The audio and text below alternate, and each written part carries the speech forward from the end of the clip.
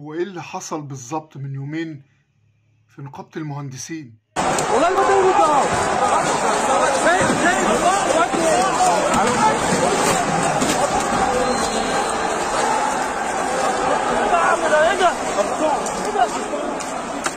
حرام ولا حرام ده؟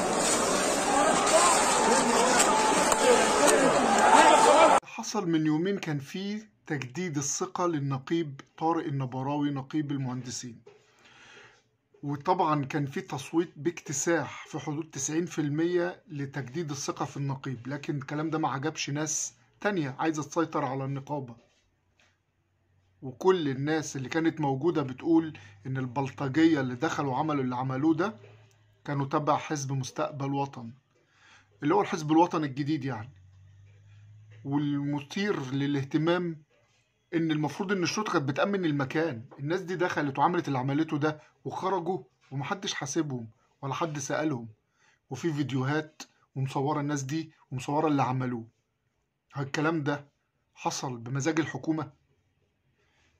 اكيد طبعا حصل بمزاج الحكومه، لان بمنتهى الصراحه شويه جماهير للنادي الاهلي هتفوا في الماتش وكانوا بالالاف، وجابوا ومسكوا ناس كتير منهم شباب صغير. اذا الحكومه قادره تسيطر اهي.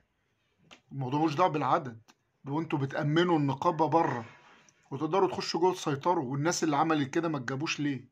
والحقيقه كمان ان دي بروفه للي هيحصل في الانتخابات الرئاسيه القادمه. يعني ده حصل في انتخابات نقابه المهندسين، فما بالك باللي هيحصل لو حصل انتخابات رئاسيه حقيقيه. ايه اللي هيحصل؟ والبلطجية دول هيظهروا تاني، والأمن هيبقى موقفه ايه؟